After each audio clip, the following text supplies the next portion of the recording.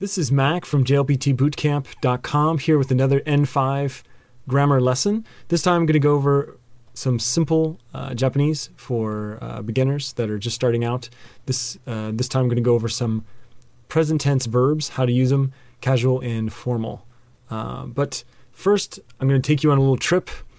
Please imagine you are traveling around Japan and you are at the beach and you happen to meet a beautiful woman while traveling. And she says, "Konnichiwa." You return, "Konnichiwa."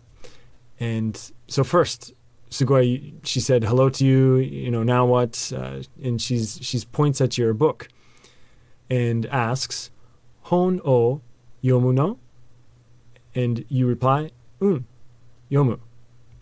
And this yomu is the plain dictionary form used in casual situations. And it's the form of the verb that's in the dictionary. You haven't changed it at all. So for example, if you want to talk about playing tennis, you play tennis as a hobby, you can say tenisu o suru. So I play tennis. In a casual situation, this is used with friends, close friends, anything outside of a business situation. So if you're chatting online, or if you're kind of just talking informally with someone, almost even a stranger that you meet, you might use this language. Although sometimes they'll use the more formal tense that we'll go over here in a little bit. But if you're using Japanese purely for fun and you're not going to be using it in too many business situations, this is probably what you're going to hear most talking to your friends, this dictionary form. You got past that. Now she's pointing at the beach and swinging her arms around, and she asks, "Oyogu no?" And what does that mean? Oh, right, swimming. She wants to go swimming, but you don't. So you say, "Gomen, oyoge nai," and of course she's very sad. She's thinking to herself, "Oh, Sanen, that's too bad. I really wanted to go swimming with this guy." But you managed to survive by using the plain dictionary negative form. And this is used in casual situations as well. This is a little bit, actually a lot more complicated than the positive, the regular dictionary form. When you're switching it to negative, there's actually 3 types of verbs that you need to know about. The most common one is sometimes called type 1, or this is sometimes called a godan verb, which is a term that is only used by Japanese learners. It's not actually something that native Japanese would know. So if you talk to a native Japanese person, you ask them, "Is this a godan verb?" They will have no idea what you're talking about. But in some textbooks, this is called godan. But this is the most common kind of verb. For example, we have here iku, meaning to go. And you take that last kana, ku, and you change it to the ah sound. So ku becomes ka, becomes ika. And then ika, you add nai to the end of that. So you have ikanai. And that means I don't go, basically, the negative form of the verb iku. So for example, here, this sentence, doyobi ni wa kaisha ni ikanai. And doyobi is, of course, Saturday. Ni is the time marker. Wa is there to add a little bit of extra emphasis. It's not required, but it's there to mean, usually I work, but on Saturday I don't. Kaisha is a company, and kaisha ni is you're going to the place, the directional particle, and ikanai is the ending verb there, meaning not I don't go. Now for type 2, these are sometimes called ichidan verbs. Again, that's a term only used by Japanese learners. And these verbs are a little bit easier to conjugate because you don't have to actually change anything. You just cut off the ru and add nai. So taberu becomes tabe, becomes tabenai. And these are a little strange to recognize. You're going to have to learn them This is one of those small irregularities in the Japanese language. Mostly, the rule of thumb is if it ends with iru, like this one, taberu, or iru, iru in Japanese pronunciation. One of those two endings, there's a good chance it's a type 2 verb. There's exceptions to that rule, though. So just be aware that not all verbs are like that. You're going to have to experiment with this, make some mistakes, and kind of check and double check occasionally when you learn a new verb to make sure you're conjugating it correctly. So, for example, if you wanted to use tabenai in a sentence, you could say makoru do narudo de tabenai. I don't eat at McDonald's. And this is, as you can see, the katakana for McDonald's is very different from what we would say in English. And so this is why McDonald's are everywhere in Japan, but a lot of Japanese will not recognize when you say, oh, let's go to McDonald's. They don't know what McDonald's is, even though it's everywhere, because completely different sound in katakana. Now, the final type of verbs are irregular. In these, there's only two of them, suru and kuru. Suru becomes shi, and then you add nai, you have shinai. For simple, the negative plain dictionary form. Kuru becomes ko, you have konai, and that's the plain or dictionary negative form of kuru, to come. Suru is to do or play, or has a couple different translations depending on the situation, but it's only these two verbs. So for example, you can say, amari benkyou shinai. Amari benkyou shinai. I don't study very much. I party a lot. Anyway, let's get back to the beach.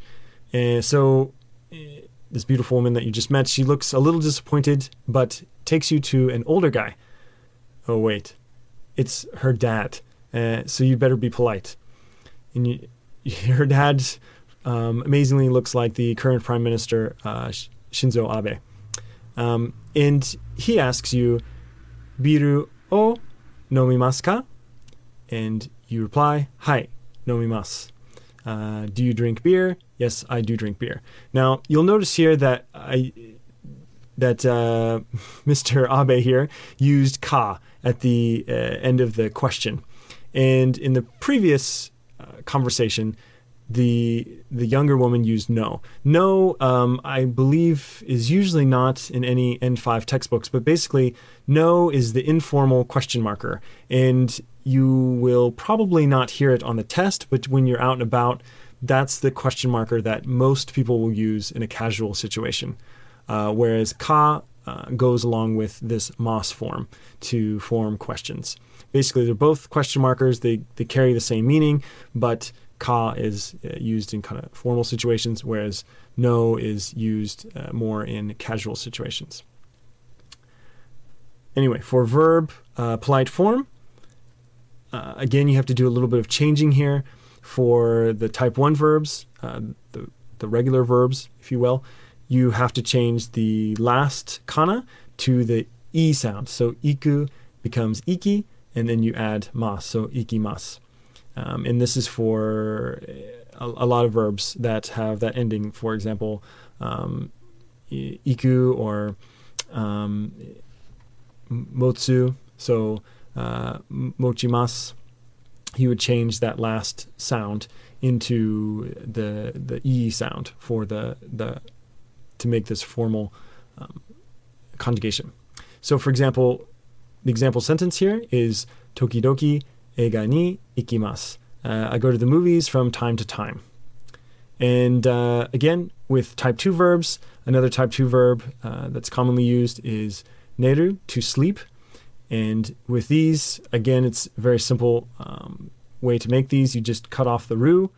You have neru, which is how you pronounce that first kanji. Then ne, and then nemasu is the full form, the full formal form for this verb for type 2s. For example, mainichi 10 ni nemasu. I go to bed at 10 every day. And of course, we need to conjugate the irregular forms, suru and kuru. Again, suru becomes shi, and kuru becomes ki. So suru becomes shimasu, kuru becomes kimasu.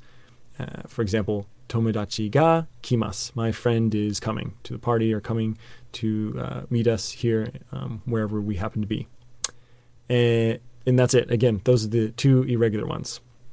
So now, going back to the beach, her dad puts on some dance music and asks you, dansu shimasu ka? And you reply, dansu shimasen. You don't want to dance with this guy.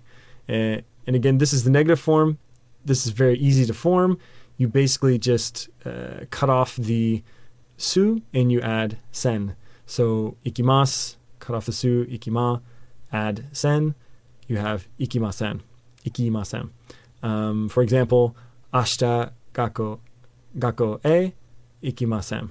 I will not go to school tomorrow.